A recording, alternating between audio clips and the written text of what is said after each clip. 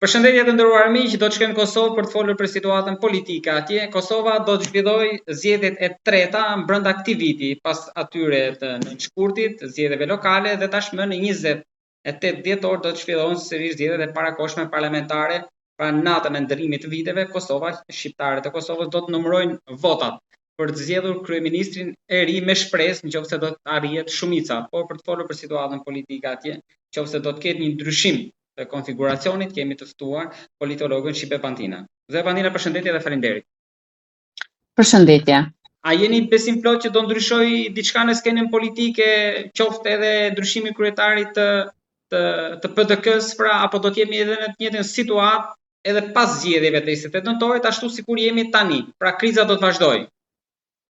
Tash të thuash besim plot është pak problem, por unë shpresoj se do të ketë ndryshime në skenën politike kosovare në kuptimin e kompozimit të legjislaturës së ardhshme dhe të krijohet një shumicë e re parlamentare e cila do t'i jap vendit institucionet e reja, pra kuvendin, qeverinë dhe të filloj me punë them ashtu të zakonshme të shtetit e sidomos me zhvillim ekonomik, me projekte të reja, sepse kemi pas një vit kritikisht të humbur sa i përket investimeve dhe perspektivës së Kosovës në procesin e integrimeve euroatlantike, sepse ne ende nuk jemi anëtare e shumë organizata ndërkombëtare, ende nuk jemi të njohur nga shumica e vendeve anëtare të Kombeve Bashkuara, kështu që krijimi i institucioneve të reja është më së i domosdoshëm, por jo vetëm krijimi i institucioneve, por edhe ndryshimi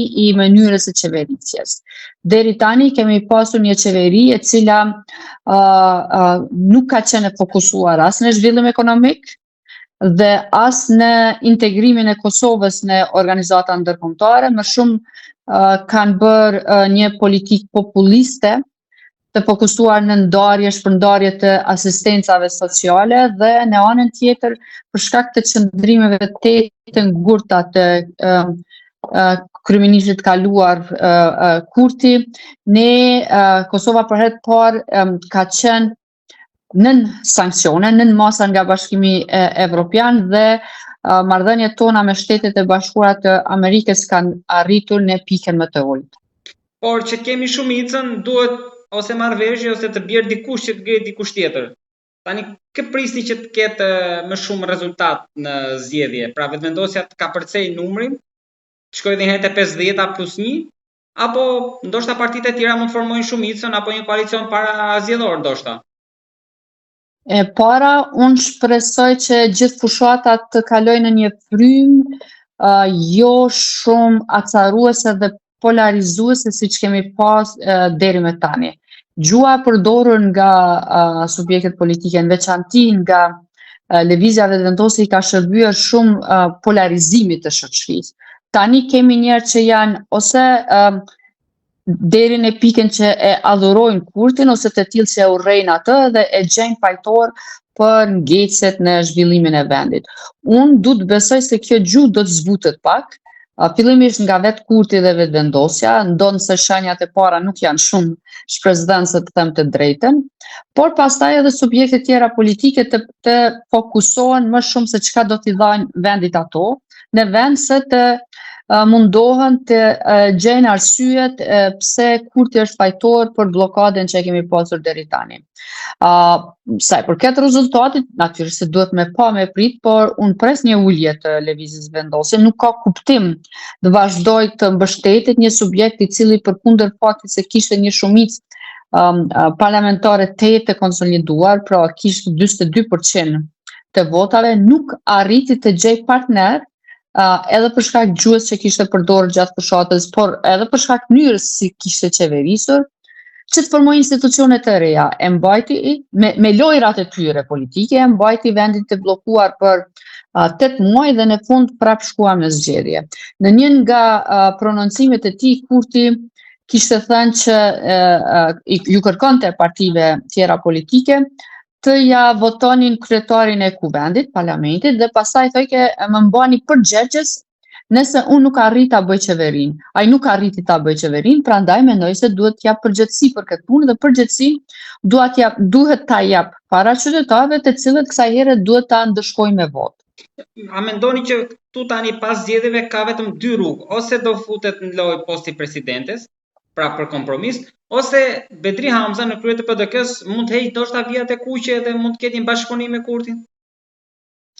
Unë shpresoj se pas zgjedhjeve tashme subjektet politike që do të ulen për të bërë koalicion do të diskutojnë edhe për çështjen e postit presidentit, sepse është krejtësisht jo logjike që ne edhe një herë të shkojmë në zgjedhje. Kështu që mendoj se në pjesë të marrëveshjes do të jetë edhe posti i presidentit. Tani mendoj që kjo fushat ose zgjedhjet po bëhen edhe për një arsye që partitë heqin vijat e kuqe njëra tjetrës. Jo vetëm zotri Hamza, por unë seriosisht mendoj se në Kosovë duhet ndrohet jo vetëm qeveria, do të ndrohet mënyra e qeverisjes, do të ndrohet mënyra e bërjes politike. Subjektet politike duhet t'i lënë inate, duhet ta lënë gjuhën asaruse dhe duhet ulen të diskutojnë për çështje. S'ka rëndësi si ka quajtur, nuk është se fare s'ka rëndësi, po megjithatë është më pak e rëndësishme pyrjet dësharjet që i bën Kurti në drejtim të subjekteve tjera politike, por është shumë më rëndësi çka bën ai. Por sidomos se po ju ndërpres, ndoshta pa ju justifikuar Kurtin, a mos ndoshta është treguar shumë hileqar i madh ai edhe ka më shumë faj ai që ka bërë kushtetutën e Kosovës me ato manovrat, labirintet për ta çuar deri në këtë krizë, sesa deklaratat politike. Shiqo, ti nuk mundesh me norma ligjore ti rregullosh ato që duhet rregullon në marrëveshje politike. Çdo herë, në secilën edhe në kushtetutën më të detajuara, në ligjet më të detajuara, nëse ti kërkon të bësh hile, do i gjesh ato. Çështja është se ti duhet të kesh vullnet. Dhe cili është vullneti politik që ti ke? A është ai mirë të interesit shtetit, qytetarëve që ti pretendon të qeverisësh, apo ke inatet e tilla që ti me çdo kusht dëshiron të dalësh fitimtar para kundërshtarëve tut politik, edhe nëse kjo i kushton shumë vendit dhe qytetarëve të vendit tanë. Kjo është logjika që ka ndjekur Kurti. Do të thotë ai me çdo kusht ka dashur që ai të duket të jetë fituesi, por nuk doli kështu në këto zgjedhje se nuk arriti ta bëjë qeverinë. Dhe po duhet shpresoj që ka nxjerrë mësim nga kjo punë. Edhe ai, por edhe subjektet tjera politike, sepse në politik çdo gjë arrihet me marrëveshje dhe kompromisin e politik është një gjë domosdoshme dhe nuk është me patjetër diçka e keqe. Nuk është keq që ti të ulesh të lëshosh pa nga disa çështje dhe të ofrosh diçka më shumë për subjekte tjera, sidomos kur ti je i pari, kur je si themi më i madhi në politikë. Gjithmonë kërkohet nga ai që ka shumicën të jetë më tolerant ndaj pakicave. Qofshin çfarë do natyre qofshin pakicat. Kjo është natyra e politikës në përgjithësi, natyra e politikës në të vendeve demokratike. Vetëm në autokraci dhe në diktatura kemi çaste të tillë kur i pari dëshiron të ketë gjithçka. Në demokraci, përgjegjësitë ndohen, se fundi drejtimi i qeverisë, drejtimi i shtetit është përgjegjësi, më shumë se sa është privilegje për fitim. Prandaj po them se tani Kurti në radhë të parë, por edhe subjekte tjera duhet të i thrasin mendjes. Dhe të dinë që kanë mbi vete barrën e drejtimit të një vendi, i cili është ndër më të varfrit në rajon dhe në fund të procesit të integrimit, integrimit në Bashkimin Evropian, ku ne duam të shkojmë, por më keq ne ende nuk jemi antar të shumë organizata tjera ndërkombëtare, siç është Këshilli i Evropës, siç është OSBE-ja kështu me radhë, të cilat do të ndihmonin në zhvillimin e vendit dhe shoqërisë tonë përgjithësi, do të ndihmonin në forcimin e demokracisë, në sundimin e ligjit e një varg çështjeve tjera. Nuk folëm këtu për LDK-n. Duket sikur vetëm aty nuk po lëvizin ujërat. Jo, unë jam shumë e afërt me LDK-n sepse jam vetë antare e LDK-s dhe aty natyrisht se ka lëvizje. LDK-ja është subjekti më i dëshiruar për qeverisur nga gjitha subjektet politike për shkak të maturisë që ka. Çdo herë LDK-ja ka vendosur interesin e shtetit para interesit vetë partijak, por kjo për fat të keq nuk i është shpërblyer me votë nga qytetarët. Dhe kësaj here kryetari Abdi Xhiku ka vendosur të qëndroj besnik qëndrimeve të tij që kishte dhënë para fushatës zgjedhore, por LDK-ja pranë mbetet subjekti më racional, që kur vjen e pyetje çështja e interesit shtetit, prap ata janë të gatshëm të bëjnë kompromis, qoftë siç thash edhe në kurriz të vetë partisë. Edhe çështja është se pritjet ndaj LDK-s janë shumë të mëdha, të gjithë presin që LDK-ja të jetë më racionale, më matur, dhe unë mendoj se edhe pas këtyre zgjedhjeve sjellja e LDK-s do të jetë e tillë. Pra, LDK-ja do ta vendos interesin e qytetarëve, interesin e vendit para interesave veta partijake, por unë du të besoj se kësaj herë edhe qytetarët do t'ja shpërblejnë këtë qëndrim, duke votuar më shumë, duke nxjerrë atë subjektin e parë, sepse LDK-ja ofron një lloj qëndrueshmërie institucionale dhe për shkak të edhe të programit që ka në fokus zhvillimin ekonomik të vendit, besoj se Kosova do të përfitonte shumë më shumë. Të gjithë para se të shpallej data e zgjedhjeve, 28 dhjetori, e prisnin këtë. Edhe Vjosa Osmani, presidentja, e certifikoi. Por mendoni që ka një skenar pas edhe kjo ndim që Osmani i dha Kurtit, po bëhet në këmbim të asgjëje prap që mund pritet më pas, apo ndoshta këtu po luhet edhe mandati i dytë i saj? Po, ka qenë e qartë prej fillimit që zonja Osmani për fat të keq nuk e ka luajtur rolin e vet si e pavarur, siç ja kërkon kushtetuta, por në vazhdimsi ka qenë në përkrahje të politikave të Kurtit, edhe atëherë kur këto politika nuk kanë qenë në të mirën e vendit. Kemi pasur vetëm një përplasje mes këtyre dyve, por për habin e gjithëve ajo përplasje ndonë se çështja për cilën patën qëndrime ndryshme, madje zonja Osmani edhe e akuzoi rënd zotrin Kurti duke quajtur se ai po luan bixhaz me marrëdhëniet me Shtetet e Bashkuara të Amerikës. Kur erdhi puna, kur u afrua tashmë zgjedhjet, ato mosmarrëveshje sikur u shuan, sepse si duket zonja Osmani e sheh vetëvendosen si mundësinë më të mirë që ose të fitoj një mandat të dytë si presidente, ose të kthehet sërish jetës politike. Por kushtetuta kërkon që presidenti të jetë unifikues dhe i pavarur, dhe ajo nuk e ka luajtur më së miri këtë rol, prandaj nuk e di se si do të mund të pretendonte për një mandat të dytë, sepse i duhen 80 vota në kuvend. Mendoni që do ta ketë të vështirë. Të saktuara që mund ta plotësojnë këtë quorum apo jo? Nuk e besoj, sepse të gjitha subjektet tjera politike kanë qenë të pakënaqura me punën e saj si presidente, kështu që unë e shoh të pamundur. Tani nuk e di se çfarë do të prodhoj procesi zgjedhor, e cili do të jetë kompozimi i ri i kuvendit, por në frymën çfarë dominon në Kosovë. Nuk e kam të qartë qëndrimin. Para zgjedhjeve mendoj se nuk do të mund të arrijë. Qëndrimin e Abdi Xhikut për Osmanin, me ai sa kam ndjekur. Tani është e njohur që Osmani dhe Abdi Xhiku kanë pasur raporte të mira kur ata kanë qenë në Lidhjen Demokratike. Por raportet personale nuk do të thotë se do të përkthehen edhe në qëndrime politike, sepse Abdi Xhiku ta marrë qëndrim pëlqim edhe të antarëve tjerë, të deputetëve, për ta votuar ose jo. Ata e votuan një herë zonin Osmani me shpresën ose me kërkesën, se LDK-ja kishte një kërkesë të vetme në atë kohë ndaj zonës Osmani, që ajo të qëndronte besnike Kushtetutës së Republikës së Kosovës.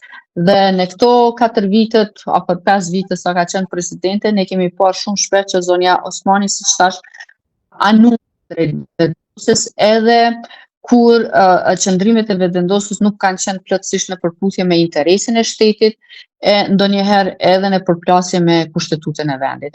Edhe mandatimi i fundit i Konjuca, vetëm sa e shtyu procesin zgjedhor dhe nuk prodhoj pra një qeveri të re dhe kjo është parë si një anim ose mbajtje krahut, pra një favor që zonja Osmani i bëri vetëvendose, sepse vetëvendosja pretendon që sa më afër festave të fund vitit ka më shumë argëimtar që vinë dhe ata e votojnë vetëvendosjen.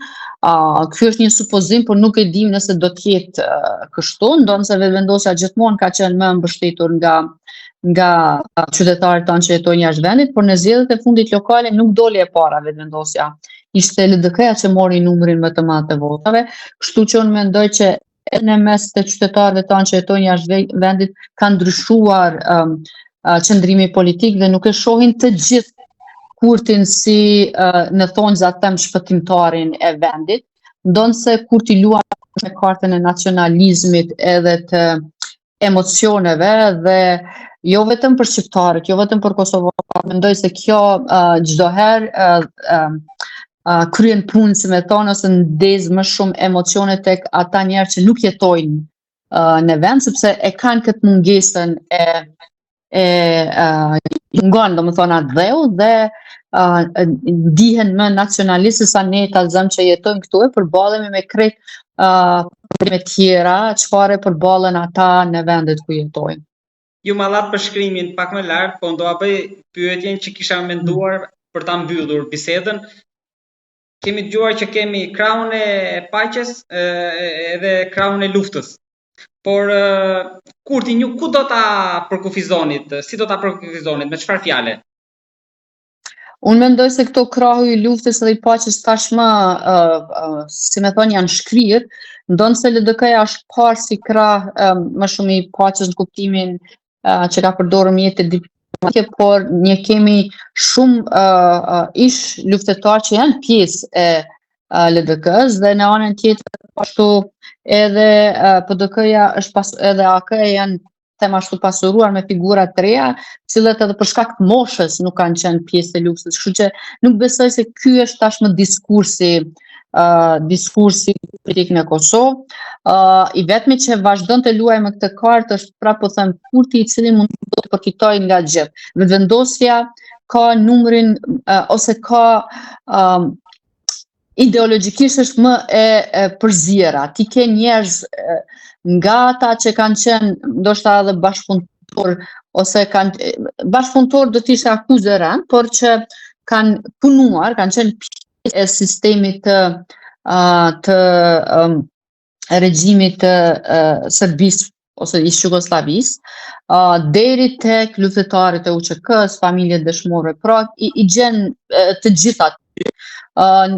PDK-ja dhe AK-ja më shumë pretendojnë të jenë si krahu i luftës sepse liderët e tyre politik kanë dalur nga kjo, po tash e kemi zotrin Hamza i cili nuk ka qenë drejt për drejt, ose të paktën e dijenin time i lidhur me UÇK-n, ose të paktën kryetari më hershëm Memli Krasniqi, kështu që mendoj tani diskursi duhet të jetë më shumë në drejt të ardhmës, kush do punoj më mirë me fort që ta integroj Kosovën në NATO, në Bashkimin Evropian, apo edhe në Këshillin e Evropës, këto që janë më të mundshme dhe mund të bëhen më shpejt, dhe sidomos kush do të punoj më shumë që t'i siguroj vendit ekonomik. Të rinjt tanë vazhdimsi po ikin, në popullsia e Kosovës po të kurret dhe ky është një shqetësim që mendoj se duhet ta kishte parasysh secili që do të jetë kryeministri i ardhshëm i vendit.